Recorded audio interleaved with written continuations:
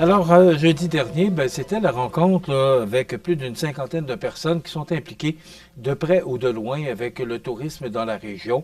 Il y avait des ateliers, on a fait le bilan de l'année et avec Catherine Couillard, qui est consultante, là, on a mis des idées sur la table, on a compilé de toutes sortes de points de vue, des idées, des suggestions.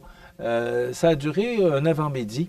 Et Nadine Bélanger, notre directrice des ventes ici, était là pour y assister et a trouvé ça tellement positif et constructif comme rencontre. Donc, ça avait lieu jeudi dernier. Donc, on devrait voir là, au cours des prochains mois des annonces par rapport à ce qui va se passer au cours des prochaines années dans notre région. Au niveau touristique, on sait qu'on a tellement une belle région de tourisme. Donc, c'est une belle rencontre et moi, je trouve ça tellement important qu'on puisse faire le bilan par rapport à une saison. On dit toujours que le tourisme fonctionne bien dans notre région, mais on les voit, les touristes, mais ils ne sont pas identifiés puis ils n'ont pas rien marqué touriste sur le front. Donc, de savoir là, que beaucoup de gens viennent dans notre région, que ce soit pour des croisières ou encore pour le parc des Appalaches. C'est tellement une belle région chez nous. Alors, bravo pour cette initiative d'une rencontre là, de tous les intervenants pour savoir, bon, qu'est-ce qui a marché, qu'est-ce qui a moins marché. Et là, on peut apporter des corrections. Puis, qu'est-ce qu'on devrait faire dans le futur? Parce qu'il n'y a pas juste Montmagny, là, Montmagny-les-Îles, là, qui veulent attirer du tourisme. Toutes les régions veulent, chacun leur façon, attirer le tourisme. Donc, il faut être innovant. Et je pense qu'avec toute l'équipe qu'on a en place, ben, ça risque de prendre des proportions très importantes au cours des prochaines années. On vous a parlé des intronisés au niveau du sport. C'est fait. C'est ce jeudi, c'est cette semaine-là, que Anne-Marie Bergeron, Claude Coulombe, Jean-Claude Croteau, les Sentinelles de Montmagny et le championnat provincial d'athlétisme 1980 feront partie du Panthéon des sports de Montmagny. Je trouve tellement que c'est une belle initiative, ça aussi, parce qu'on reconnaît des gens qui se sont impliqués et leur mémoire restera toujours gravée là, grâce à cette initiative de Panthéon des sports Montmagny. D'ailleurs, si vous avez vu, il y a un petit panneau blanc, un panneau que CMTV a contribué, parce que c'est la ville de Montmagny qui a installé ce panneau, qui a acheté ce panneau-là. Et on va voir des gens qui font partie du Panthéon des sports Montmagny. C'est pour ça que ce panneau-là est là. Vous pouvez le voir, il est juste devant le stade de la Prise, là. Alors, bientôt, on verra. Et d'ailleurs, même, on a mis on a collé là, sur ce panneau-là le logo des Panthéons des sports de Montmagny. Donc, bientôt, on devrait voir le nom des gens qui font maintenant partie du Panthéon des sports de Montmagny.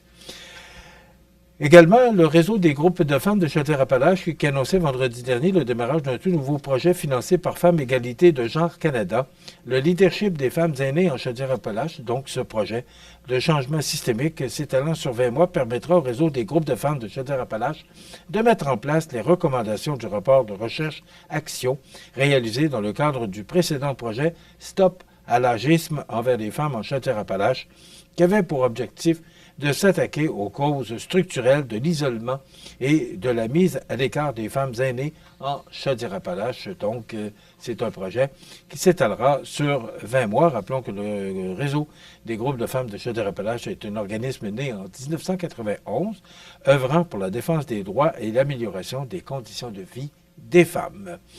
Et le cinéma, le scénario et Ville La Pocatière s'unissent le 24 novembre prochain pour présenter deux films, soit Garfield le film et Les Belles-Sœurs. Et c'est gratuit, il n'y a aucun coût d'entrée. Cependant, ce qu'on vous demande, c'est d'apporter des denrées non périssables pour qu'on puisse monter des paniers de Noël là, qui seront distribués. C'est Moisson Canada qui s'occupe, Moisson Kamouraska, qui s'occupe de la distribution de ces paniers de Noël. Donc, c'est toujours un succès que ce visionnement de films, là, une fois par année, c'est un événement qu'on organise au cinéma Le Scénario, en collaboration avec la ville de La Pocatière. Donc, c'est le 24 novembre prochain. Et même si on est à Montmagny, rien ne nous empêche de participer à cette collecte. On sait qu'il y en a ici aussi, des collectes pour des paniers Noël là, qui seront distribués prochainement aux familles dans le besoin. En fin de semaine, je vous en ai parlé vendredi, en fin de semaine, c'était le palmarès. Moi, je trouve ça tellement important. Moi, je dis c'est une note pour l'école. C'est le palmarès de nos écoles, c'est le classement. Toutes les écoles publiques, il y en a 340 quand même, sont classées par ordre. Là. Comment c'est fait? Les écoles sont classées en ordre décroissant selon la cote globale sur 10 qu'elles ont obtenues pour l'année scolaire 2022-2023. Après ça, il y a deux classements distincts, un palmarès des écoles publiques et un autre pour les écoles privées.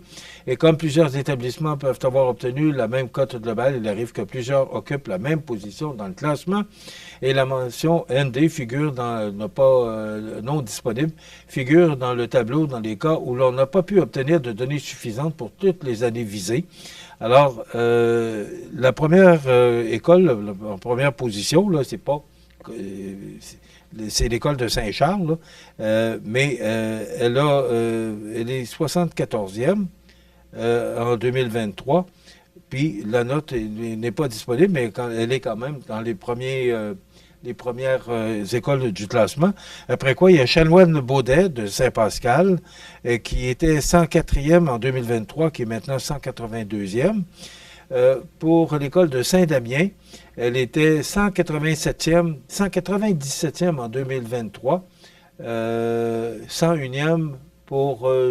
attendez un petit peu, là, je vais bien vous donner l'information. Alors, on va... Alors, il est maintenant 101e, si je vois bien. Alors, c'est ça. Il était 101e de 2017 à 2023 et il est 197e maintenant. Si on y va, parce que le temps passe vite, là, pour l'école Louis-Jacques Cazot, on n'a pas d'informations à savoir, c'est non disponible, mais quand même, elle est 257e sur 340. Après quoi, il y a l'école La Rencontre, 315e. Il y a l'école Bon Pasteur qui est 388e et l'école de Saint-Paul de Montmagny, 426e. Donc, écoutez, il y en a pour tous les goûts. Là. Si vous voulez consulter pour avoir plus d'informations, c'est dans le Journal de Québec de cette fin de semaine. Ça donne quand même beaucoup d'informations par rapport à la situation de nos écoles privées et nos écoles publiques. On sait que les écoles privées dans le coin, il n'y en a pas beaucoup. Il y en a une à La Pocatière, puis il y en a une à Saint-Michel, oui. Saint-Michel-de-Bellechasse, oui, c'est ça. Alors, d'ailleurs, on la voit, là, c'est l'école Jésus-Marie de Saint-Michel-de-Bellechasse. Donc, c'est une école privée. On la voit sur nos ondes à l'occasion parce qu'ils travaillent avec nous autres, ils sont des partenaires avec nous. Alors, vous pouvez voir et obtenir, là, si vous voulez avoir plus d'informations sur l'école de votre région, c'est le palmarès et on fait ça une fois par année. Malheureusement, là, il y a comme l'école Cazot, là, qui est pas, la note n'est pas disponible, mais quand même, ça donne le rang des écoles publiques et privées pour notre région. Ça donne une information. La congestion à Québec, on dit qu'on n'a pas besoin de troisième lien. Mais en fin de semaine, même si la situation n'est pas pire que jamais, comme le confirment des récentes données obtenues par le Journal de Québec, la congestion autoroutière est là pour de bon dans la grande région de Québec. Encore en fin de semaine, là, il y avait beaucoup de congestion et à l'occasion, on ferme le pont de Québec pour diverses réparations. Alors, il y a beaucoup de circulation, particulièrement aussi dans le coin de Lévis, là, un peu avant l'entrée de la ville de Lévis. C'est toujours dans ce coin-là, entre, je dirais, Monseigneur-Bourget et autrefois Saint-Jean-Chrysostome. Il y a un nouveau nom maintenant. Là. Mais ce coin-là est toujours congestionné. Et aussi l'entrée de la ville de Québec. Mais on n'a pas besoin de troisième lien. C'est ce qu'ils nous disent, là, parce qu'ils disent que la circulation n'a pas augmenté. Mais pourtant, quand on regarde des photos, on voit bien là, que la circulation est dense à Québec, puis il y a encore beaucoup de temps d'attente là, dans les voitures. Ben voilà, ça complète notre émission de ce matin du 18 novembre. Je vous invite demain à être des nôtres. On aura la chronique d'optométrie Sky Vision et on reçoit M. Louis Latulippe, qui est président de la Société d'horticulture et d'écologie de Montmagny. Donc, c'est un rendez-vous qu'on vous donne demain pour une autre émission d'information. Entre-temps, ben, c'est du temps nuageux pour pratiquement toute la semaine. Alors, il faut se faire à l'idée qu'on est le mois de novembre, mais un petit peu de neige. Un petit peu de neige blanche, ça embellirait notre belle région.